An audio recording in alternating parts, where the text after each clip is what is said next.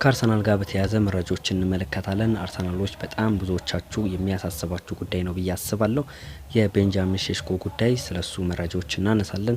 አርሰናልና ማንቸስተር ዩናይትድ ወሳኝ የሚባለውን አጥቂ ለማስፈረም እንግዲህ ተፋጧል። መድፈኞቹ ወደ ማንቸስተር ዩናይትድ ኢላማ ወደ ሆነው ብሪያን ኢምቤሞ ፊታቸውን አዙሯል። አሁንም የካታሎኑ ክለብ ባርሴሎና ሌላኛውን ተጫዋች ደግሞ ከአርሰናል ለማስፈረም ጥረቶችን እያደረገ ነው። የአርሰናል ተጫዋቾችን ባርሴሎና ትኩረት አድርጓል። ይህኛው ተጫዋች ደግሞ ማንኛውም የአርሰናል ደጋፊዎች ከመድፈኞቹ ቤት እንዲወጣ የማይፈልግ ተጫዋች ነው። ታዲያ ባርሴሎና ይህንን ተጫዋች በነጻ ለማስፈረም አሁን ላይ እንቅስቃሴዎችን ጀምሯል። እንግዲህ ቶማስ ፓርቴ በጥብቅ በባርሴሎና እየተፈለገ ያለ ተጫዋች ነው።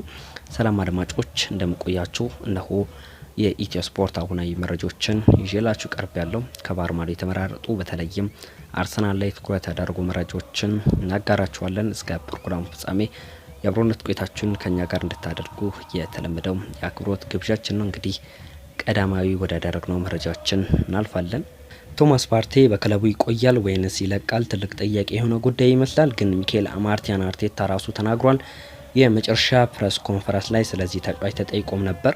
በክለቡ እንደሚቆይ ተረጋግጧል። ኮንትራትም እንደሚያቀርቡለት አረጋግጧል። ነገር ግን ከትላንትና ጀምሮ ሲወጡ እንደነበሩ መረጃዎች ደግሞ ባርሴሎና የካታሎኑ ክለብ የዚህ ተጫዋች ፈላጊ ሆኖ ብቅ ብሏል።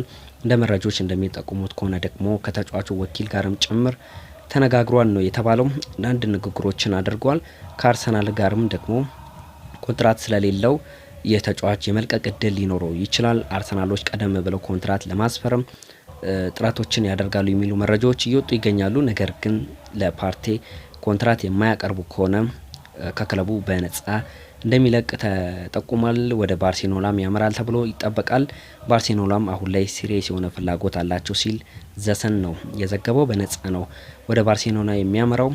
እንግዲህ አሁን ምንም አይነት ገንዘብ አያወጡም ባርሳዎች ለዚህ ተጫዋች፣ ምክንያቱም ተጫዋቹ ኮንትራቱ ስለተጠናቀቀ። ነገር ግን አርሰናል በሱ ቦታ ላይ አንድ ተጫዋች እንዳስፈረም ይታወቃል። ማርቲን ዙቢሜንዲ። እንግዲህ ዙቢሜንዲ በቅርብ ቀናት ምናልባትም በዚህ ሳምንት ሊሆን ይችላል የአርሰናል ተጫዋች መሆኑ ይፋ ይደረጋል። ተጫዋቹ በፕሪሲዝን በአርሰናል ጋር ያሳልፋል ተብሎ ይጠበቃል። የምንመለከተው ጉዳይ ነው። ግን በሚቀጥሉት የውድድር አመት ሚኬል አርቴታ ያሰበው ቶማስ ፓርቴና ማርቲን ዙቢሜንዲ በክለቡ እንዲኖሩ ለማድረግ ነው። ራሱ በግልጽ የተናገረው ነው። ደግሞ አንድሪያ ቤርታ አንዳንድ ንግግሮችን አድርጓል ከቶማስ ፓርቴ ጋር በኮንትራት ጉዳይ ላይ ማለት ነው። አርሰናሎች ኮንትራት ለማራዘም እየሰሩ ነው።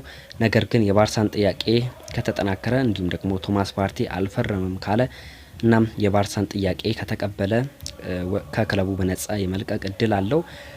ምን ታስባላችሁ የአርሰናል ደጋፊዎች? ሀሳቦቻችሁን ስለ ቶማስ ፓርቴ የግል ምልከታችሁን የሀሳብ መስጫ ሳጥናችን ላይ ሀሳባችሁን አጋሩን። ለቻናላችን አዲስ ከሆናችሁ ሰብስክራይብ፣ ላይክ እንዲሁም ሼር እያደርጋችሁ የአብሮነት ቆይታችሁን ከኛ ጋር አድርጉ። እሺ የቶማስ ፓርቴን ጉዳይ አነሳን። አሁን ደግሞ ወደ ሌላኛው ተጫዋች ጉዳይ እናልፋለን። ትላንትና ፋብሪዚዮ ሮማኖ አንድ መረጃ ሲያነሳ ነበር። ያው አመሻሽ ላይ ነበር መረጃዎችን ሲያነሳ የነበረው ስለ ዝውውር ከብዙ ክለቦች ጋር በተያያዘ በተለይም ስለ ብሪያን ኢምቤሞ አንዳንድ ጉዳዮችን ለማንሳት ሞክሮ ነበር።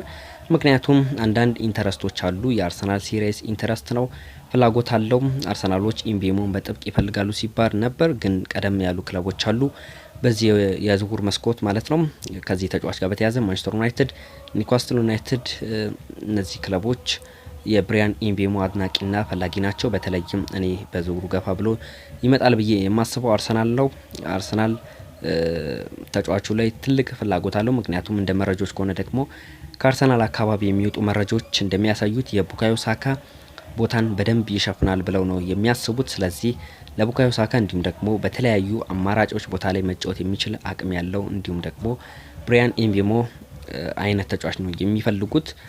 እናም ለብሪያን ኢምቤሞ የሚጠየቀው ገንዘብ አሁን ላይ ያን ያክል ከባድ አይደለም። ብሬንፎርዶች ለዚህ ተጫዋች የሚጠይቁት 50 ሚሊዮን ፓውንድ አካባቢ ነው ይጠይቃሉ የተባለው ለዚህ ሁለገብ ተጫዋች ማለት ነው። ተጫዋቹ እንደ ክንፍ መስመር መጫወት ይችላል። ሲያስፈልግ ደግሞ ፎልስ ናይን ያው እንደ ሁለት አጥቂ ነው የሚጫወተው። አንዳንዴ ደግሞ የ10 ቁጥር ሚናን ይወጣል። በብሬንፎርድ ከዊሳ ጋር በጣም ጥሩ ጥምረት ነበረው። የውድድር አመትም ማሳለፍ ችሏል። በግል ስታተስ ስንመለከተው ደግሞ ስለዚህ ተጫዋች በጣም የሚደነቅ ነው። በዘንድሮ የውድድር አመት 19 ጎሎችና 7 አሲስቶችን ማድረግ የቻለ ተጫዋች ነው። ወደ 26 የሚጠጉ የጎል ተሳትፎችን አድርጓል። ይህ ደግሞ ተጫዋቹ ምን ያክል አቅም እንዳለው ያመላክታል። በተጫዋቹ ላይ ኢንተረስት ወይም ፍላጎት ያላቸው ክለቦች 3 ናቸው።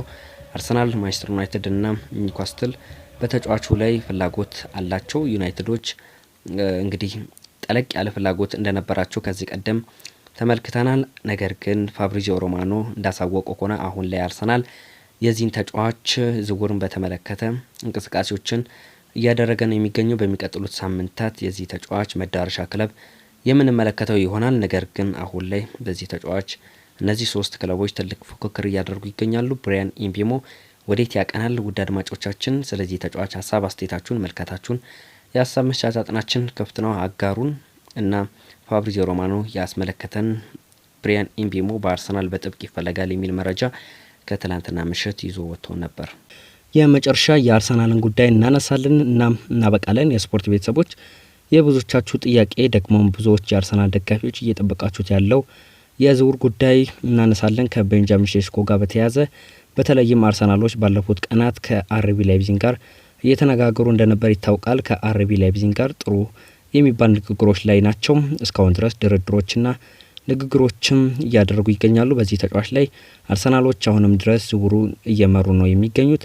እናም ከየትኛውም ድርድሮች ቅድሚያ ሰጥተው እየሰሩ ናቸው። የሁለቱ ክለቦች የስፖርቲንግ ዳይሬክተሮች በተደጋጋሚ ንግግሮችን አድርጓል። አርቢ ላይፕዚጎች የጠየቀውን ገንዘብ ላይ አርሰናሎች ቅናሽ አግኝተዋል። በሚቀጥሉት ቀናትም ይህ ተጫዋች መዳረሻው የሚታወቅ ነው የሚሆነው። ነገር ግን አሁን ላይ መረጃዎች የሚያመላክቱት ተጫዋቹ ሙሉ ለሙሉ ወደ አርሰናል እንደሚመጣ ነው የሚጠቁሙት። እንግዲህ ከዚህ ዝውውር ጋር በተያያዘ ቼልሲዎችም ስማቸው እየተነሳ ነው የሚገኘው።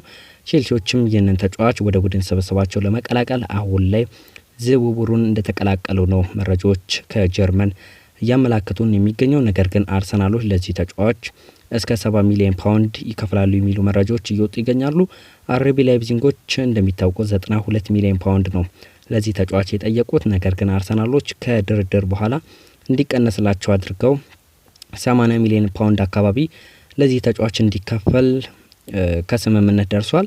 እናም በሚቀጥሉት ሳምንታት ይህ ተጫዋች ወዴት ይመጣል፣ ወዴትስ መዳረሻው ይሆናል የሚለውን ነገር እየተከታተልን የምናጋራችሁ ይሆናል። ውድ አድማጮቻችን ለሰዓቱ የነበሩን አጫጭር የአርሰናል ስፖርታዊ መረጃዎች ይህንን ይመስላሉ። ሀሳብ አስተያየታችሁን የሀሳብ መስጫ ሳጥናችን ላይ ያጋሩን። ስለነበረን የአብሮነት ቆይታ ከልብ አርክተን እናመሰግናለን። መልካም ቀን ይሁንላችሁ እያልኩኝ እኔ እዚህ ጋር ተሰናባበትኩኝ።